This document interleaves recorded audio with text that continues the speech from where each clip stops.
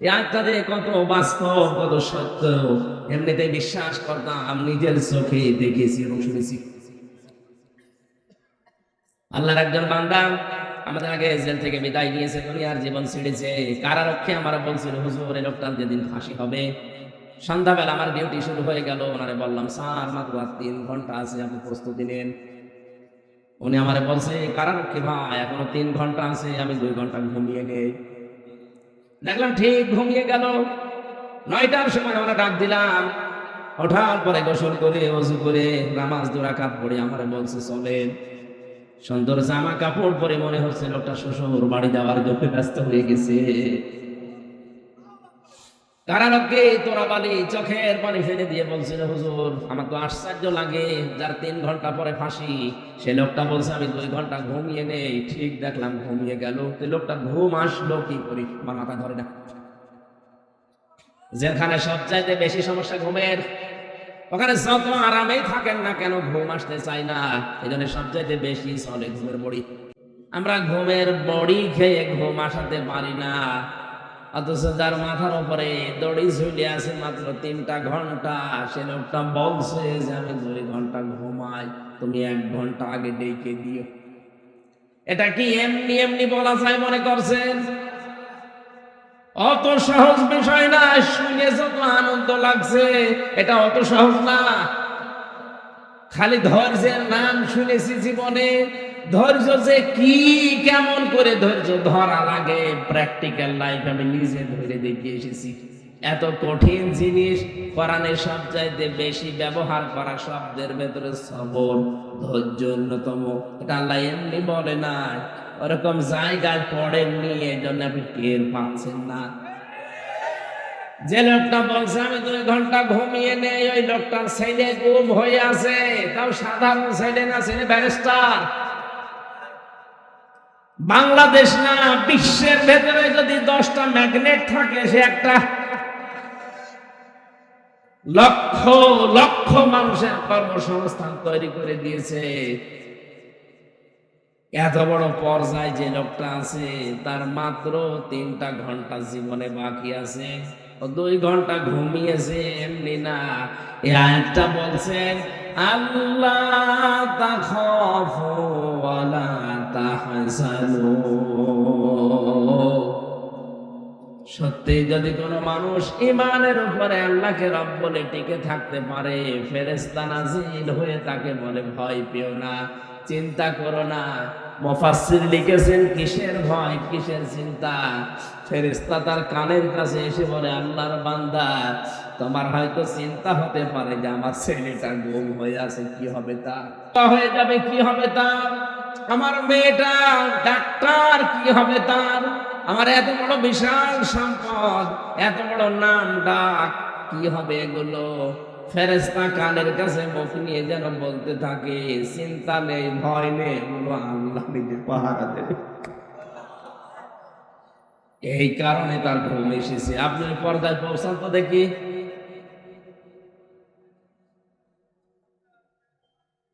পরের শব্দ আরো কঠিন, ওয়াবশিরু বিল জান্নাতিল্লাতী কুনতুম তুআদুন। আল্লাহ পাক বলেন, ফেরেশতারা কানের কাছে মুখ নিয়ে কথাও বলতে থাকে, কোনো ভয় নেই, কোনো চিন্তা নেই, ওগুলোর চিন্তা টেনশন সব আল্লাহ নিয়েছে। তুমি জান্নাতের সুসংবাদ গ্রহণ করো, ওই তাকাও, তোমার জান্নাত দেখা যাচ্ছে। যার ওয়াদা আল্লাহ করেছিলেন, ফেরেশতারা তখন তার সাথে হাসতে খেলতে আর বলতে থাকে, নাহনু আউলিয়াউকুম ফিল হায়াতিদ দুনিয়া ওয়া ফিল আখিরাহ ওয়া লাকুম ফিহা মা তাশতাহি আনফুসুকুম ওয়া লাকুম ফিহা মা তাদউন নুজুলাম মিন গফুরির রহিম।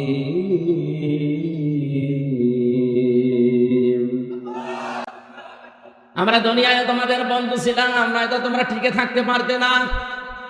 এখনো তোমাদের বন্ধু আছি, জান্নাতে পৌঁছিয়ে দেওয়ার আগ পর্যন্ত তোমাদের পেছন থেকে আমরা যাব না। এমন জান্নাতে পৌঁছে দেব সেখানে চাওয়ার আগে জিনিস পাওয়া যায়। বাড়ি যেয়ে বলবে সুবহানাল্লাহ। আমার কথা ছিল কি, যেই মানুষগুলো কোরআনের কাছে আসে, এটা যেহেতু ওপেন কিতাব, গোপন না, এই জন্য এর কাছে যারা আসবে বুঝে শুনে, তারা আর গোপন থাকতে চায় না। দুনিয়া একদিকে চলে গেলেও তারা ওপেন হতে চায়। হযরত ওমর যেদিন কোরআনের কাছে এসেছিলেন, ডাক দিয়ে বললেন, হে নবী, কোরআন সত্য না মিথ্যা? নবীজি সঙ্গে সঙ্গে জবাব দিয়েছেন, এটা হক, আমার আল্লাহর বাণী, এটা সত্য কথা। হযরত ওমর বলেন, হে নবী, সত্য জিনিস গোপনে থাকবে কেন? আপনি আমারে অনুমতি দেন, আমি এই সত্য কোরআনের পক্ষে একটা মিছিল করে আসি। তিনি মিছিল নিয়ে কাবার চত্বরের দিকে গেলেন। লিল্লাহি তাকবীর, লিল্লাহি তাকবীর, লিল্লাহি তাকবীর। ঘরের জানালা দরজা খুলে কাফেরেরা দেখে মিছিলের সামনে হযরত ওমর। তাড়াতাড়ি জানালা দরজা বন্ধ করে বলছে, দরকার নেই, ওর সামনে গেলে মাথা থাকবে না। আজ যারা ইসলাম নিয়ে বান্দরামি করছে, আমি নাম নিলাম না, এই ষড়যন্ত্রকারীদের মুখোশ কিন্তু উন্মোচন অলরেডি হয়ে গেছে। আপনারা থামেন, সুযোগ দিচ্ছে না বাংলার জনগণ, সুযোগ দিচ্ছে, থামেন। এভাবে যদি করতে থাকেন, 64 জেলা থেকে এক একজন ওমর যদি বের হয়, অর্থ পাবেন না।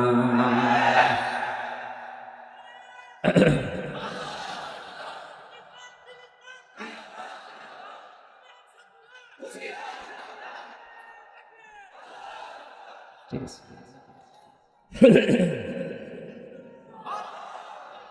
সূক্ষ্ম সূক্ষ্ম কয়েকটা ষড়যন্ত্র আমার প্রায় 34টা ধরা পড়েছে। আমার এই ছোট মেধায়, এই যে আব্দুল কুদ্দুস ভাই একটা বইও নিয়ে এসেছেন, ধরিয়ে দিয়েছে। এটা যদি শুধু সিলেবাসে থাকতো, কসম আল্লাহর কিছু বলতাম না। আজ হয়তো সিলেবাসে আছে, কালকে রাষ্ট্রীয়ভাবে নিজেরা আইন পাশ করে সংসদ থেকে বলবে এটা করা লাগবে। শরীফ থেকে শরীফা, এটা অত সহজ বিষয় না। সকালবেলা একদম বলছে আমি শরীফ, বিকালে বলছে না আমার যেন শরীফা মনে হচ্ছে। আপনি হন, শরীফা হন আর লতিফা হন, আমার নিষেধ নেই, কিন্তু বিকাল বেলায় যখন আপনি দাবি করবেন যে আমার শরীফা মনে হচ্ছে, তখন তো আপনি আর একটা দাবি করবেন যে আমার মহিলা হোস্টেলে সিট দেওয়া লাগবে। এখন যদি বলেন মহিলা হোস্টেলে সিট নিলাম, তাতে কি হয়েছে, আমি তো শরীফা। আরে বেটা, তুই শরীফা যতই দাবি করবি, মাল তো তুই শরীফ। ওখানে আমার বোন আছে, আমার মেয়ে আছে, আমার ফুফু আছে, এই কথা বলেন না কেন? ওই জায়গায় তুই থাকলে আপনি টের পাচ্ছেন না কোন জায়গায় যাচ্ছে। একজন প্রশ্ন করছে, হুজুর, যুবক যুবতী এক জায়গায় রাতে থাকা যায় যাচ্ছে কিনা? সায়েন্স বলা দূরের কথা, তুই এক জায়গায় থাকবি? ওর প্রশ্ন ছিল এটা যে, হুজুর, যুবক যুবতী রাতের বেলা এক জায়গায় ঘুমানো যায় যাচ্ছে, ঘুমানো যায় যাচ্ছে, আপনি তো ঘুমাবেন না? ঘুমাবেন? শরীফ থেকে শরীফা হয়ে আপনি কি ঘুমাবেন? কথা বলেন। এটা যদি একবার কায়েম করে ফেলতে পারে, কি হবে আপনার বোনের, আপনার মেয়ের, আপনার ফুফুর? শুধু আমারটা হবে, আপনি টের পাচ্ছেন না? আগামীতে তো জারজ দিয়ে দেন ভরে যাবে।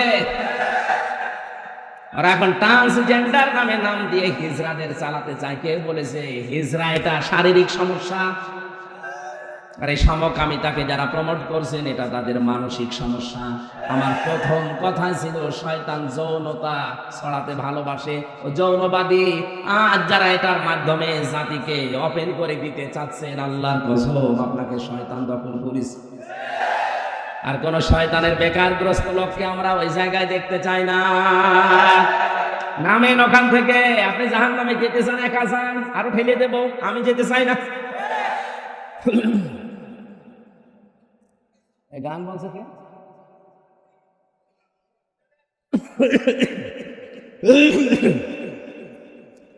কোরআনে কারীম হচ্ছে স্পষ্ট কিতাব, এর কাছে আসলে আর কেউ গোপন থাকতে চায় না, ওপেন হতে চায়।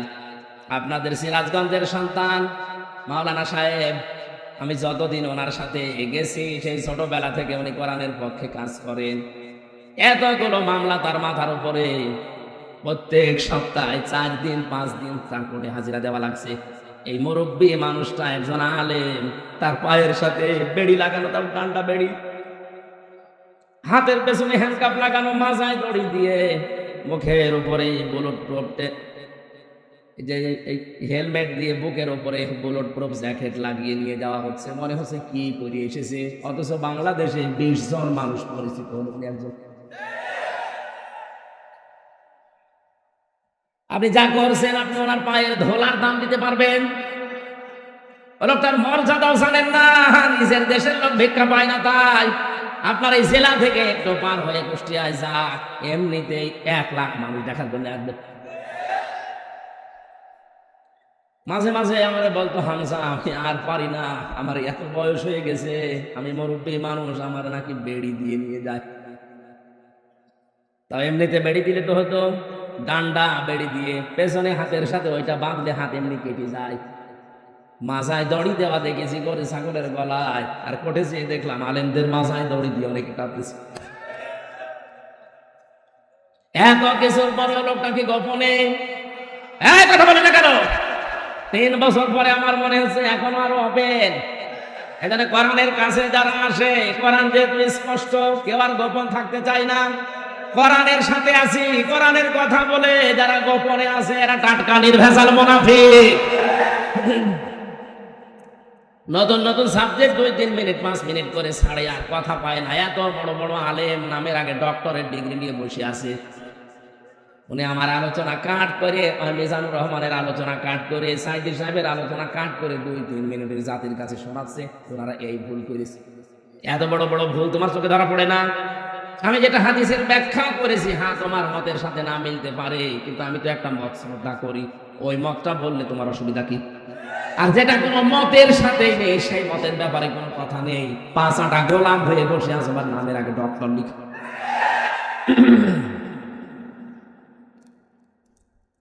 আশা করছি আপনি বুঝে ফেলেছেন। কাজ নেই কাম নেই, বসে বসে করবা কি? ডক্টরের ডিগ্রিটা তো দেখানো লাগবে। এই কাটসাট করে 1.5 মিনিট 2 মিনিটের বক্তব্য তখন দেয় জাতির কাছে, তুমি এই বলিস এই বলিস। এটা নতুন কিছু তথ্য নিয়ে আসো তো কোরআন থেকে। আমি তো 34টা পেয়েছি, এখন বলতে গেলে আমার গলা সাপোর্ট করলে আমি বলতাম সবগুলো, কণ্ঠ সাপোর্ট করছি না, কণ্ঠ ভেঙে যাচ্ছে, এই জন্য বলছি না। যতটুকু আমি পেরেছি, আপনার মতো অত বয়স হলে আমি আরো পারতাম। আপনি তো আমার দাদার বয়সী, আমার যদি এখন 33 বছর বয়স হয়, আপনি তো 80 বছরের বয়স।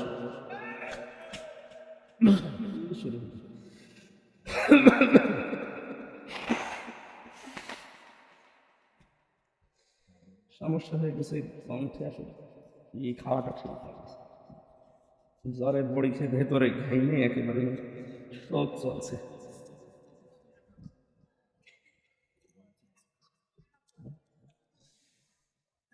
শেষ করে দেবো না চালাবো? চালালে তো সমস্যা, আমি তো মরে যাবো। এবারে গরু দিয়ে চাষ করে খাবে না, গরু যদি মরে যায়। আগামীতে সময় দেন ভাই, হচ্ছে না, মেলা কষ্ট হয়ে যাচ্ছে। 1 ঘন্টা 15 মিনিট তো আর হয় না, 2 ঘন্টা 2.5 ঘন্টা হলে ভালো হয়। কি করি, আয়াতে তো কিছু গুরুত্বপূর্ণ তথ্য আছে, দেবেন দে।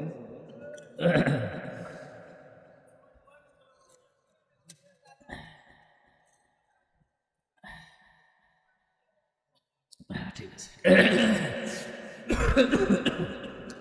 3টা বছর আসলে ভেতরে ছিলাম, তো এক ঘরের ভেতরে আমরা ছিলাম তালাবদ্ধ, একেবারে 24 ঘন্টা ফাঁসির কন্ডেন্স ছিল। খাবার দাবার ভালো না, চিন্তা টেনশনে ভেতরে সব ফাঁপা হয়ে গেছে। স্বাভাবিক হতে কিছুদিন সময় লাগবে, মনে করলাম আরো কিছুদিন পরে অনুষ্ঠানগুলো শুরু করে মানুষ এই মুরব্বী মানুষ বড় কিছু হাত চলে যায়, কি বাধ্য হয়ে আসে, শরীরও কটন করে না, ওই গলাও সাফা করে না, বেশি কষ্ট হয়ে যায়।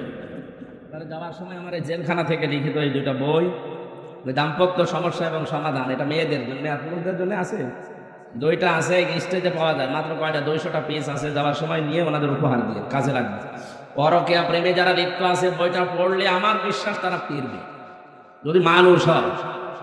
আর যদি ওই ওই সংসদে গান গাইছে ওর মতো হয়, তা 4-5টা পাল্টিয়ে ওর এখন হচ্ছে। আচ্ছা, তসলিমা নাসরিনও বলেছে এই দেশে কোনো পুরুষ মানুষই নেই যে কর্মক্ষম, পুরুষ মানুষ নেই, এগুলো কি? চাচা এরশাদ 80 বছর বয়সে স্ট্যাটাস দিতে হচ্ছে, এখনো আমার যৌবন। ও মহিলা কি চাচা এরশাদকে দেখেনি? এইরকম লোক দরকার ছিল। ধান্দায় যারা আছেন, পরকীয়া প্রেমে লিপ্ত যারা, আসক্ত যারা, এটা একটা ক্যান্সারের মতো। যারা বুলো ফিল্ম দেখে, উলঙ্গ নাচ দেখে, এটা একটা ক্যান্সার। মানসিক ক্যান্সার থেকে মুক্ত হওয়ার জন্য, পরকীয়ায় আসক্ত থেকে ফিরে আসার জন্য বইটা খুব দামি। যাওয়ার সময় নিয়ে স্ত্রীকে উপহার দেবেন, আর মেয়েরা যদি নিতে পারেন স্বামীকে বলবেন এটা তোমাদের জন্য, পড়ো, কাজে লাগবে। ইন্না আনজালনাহু কুরআনান ইন্না আনজালনাহু ফি লাইলাতিন মুবারাকাহ ইন্না কুন্না মুনজিরিন। অবশ্যই আমি এই কোরআনকে বরকতময় রাত্রিতে নাযিল করেছি, অবশ্যই আমি আল্লাহ সতর্ককারী। এখানে সতর্ককারীকে আল্লাহ যেটার দ্বারা সতর্ক করেছেন তার নাম কি? কোরআন। বলেন তার নাম কি? এই কোরআনের ভেতরে ফিহা ইফরাকু কুল্লু আমরিন হাকিম আমরাম মিন ইনদিনা। এই শবে বরাত নামে যে রাতটা আমাদের দেশে আমরা পালন করে থাকি, এই গুরুত্বপূর্ণ রজনীর দিকে ইঙ্গিত দিয়েছে তাফসীর কারকরা। এই গুরুত্বপূর্ণ রজনীতে 5টা জিনিস আমার আল্লাহ নির্ধারিত করেন বিশেষভাবে। আর অনেক জিনিসের নাম আছে, 5টা জিনিস আমার আল্লাহ এই দিন তার আদেশ অনুযায়ী স্থির করেন। জোরে বলেন সুবহানাল্লাহ। ইন্না কুন্না মুরসিলিন, অবশ্যই আমি আল্লাহ রাসূলদেরকে পাঠিয়েছি রহমাতাম মির রাব্বিকা, তোমার রবের পক্ষ থেকে এটা রহমত, দয়া। ইন্নাহু হুয়াস সামিউল আলিম, অবশ্যই তিনি শ্রবণকারী এবং জ্ঞানী। এখানে সবে কদর সম্পর্কে আমি 5টা হাদিস আমার দৃষ্টিতে পেয়েছি। হযরতে আয়েশা থেকে বর্ণিত, হযরতে আবু বকর থেকে বর্ণিত, হযরতে ওমর ফারুক থেকে বর্ণিত, হযরতে মুআয ইবনে জাবাল থেকে বর্ণিত, হযরতে আবু হুরায়রা থেকে, এত বড় বড় সাহাবী থেকে 5 জন থেকে বর্ণিত। নিসফে শাবানের যে হাদিস, এটা দুর্বল না, এটা শক্ত হাদিস। আর যারা বেদাত বেদাত বেদাত বলে চালিয়ে দিতে চান, এটা বেদাত নয়। পালন যারা করছেন না, করবেন, অন্তত নফল কাজগুলো আর জোরে সরে করবেন। শুধুমাত্র হালিয়া রুটি, গোশত রুটি খেয়ে সারা রাত কাটিয়ে দেবেন, শবে বরাত পালন হচ্ছে না। আল্লাহ পাক এ রাতে, বরকতময় রাতে শবে কদরের কথাই বেশি মুফাসসির ইঙ্গিত দিয়েছেন। শবে কদরের নামও কেউ কেউ জানিয়েছেন। গুরুত্বপূর্ণ হিকমতপূর্ণ কিছু কাজ আমার আল্লাহ এ রাতে সম্পাদন করেন। তার ভেতরে অন্যতম আমরাম মিন ইনদিনা, তোমার রবের আদেশ ক্রমে, রবের আইনের দ্বারা। তাহলে শবে বরাত বলেন, শবে কদর বলেন, কেউ যদি পালন করতে চায় তার উচিত হবে আল্লাহর আইনগুলো প্রতিষ্ঠা করার মাধ্যমে চেষ্টা চালানো। 96% মুসলমানের দেশে একটা আইনও বাস্তবায়ন নেই। শবে কদর, শবে বরাত পালন করা নিয়ে আমরা হুড়োহুড়ি মারামারি করে শেষ করে দিচ্ছি। অথচ আসল যদি আমরা বুঝে নিতাম, নামাজ পড়া ফরজ পড়ি, যাকাত দেওয়া ফরজ, অন্তত কিছু না কিছু দেই, হজ করা ফরজ করে আসি, রোজা রাখা ফরজ কয়েকদিন পরে শুরু হবে। কিন্তু আকিমুদ্দিন, দিন কায়েম করা যে নামাজের মতো ফরজ, এটাকে রাজনীতি মনে করে ছেড়ে দে। নামাজ পড়ো, মত পার্থক্য করো নাই, কথা কোরআন আমি পাইনি। রোজা রাখো, মত পার্থক্য করো না, পাইনি। হজ করো, মত পার্থক্য করো না, পাইনি। যাকাত দাও, মত পার্থক্য করো না, আমি পাইনি। কিন্তু এইটা পেয়েছি, আন আকিমুদ্দিন ওয়ালা তাতাফাররাকু ফি, দিন কায়েম করো, এই বিষয়ে কোনো মত পার্থক্য করো না, কোনো ফতোয়াবাজি করো না।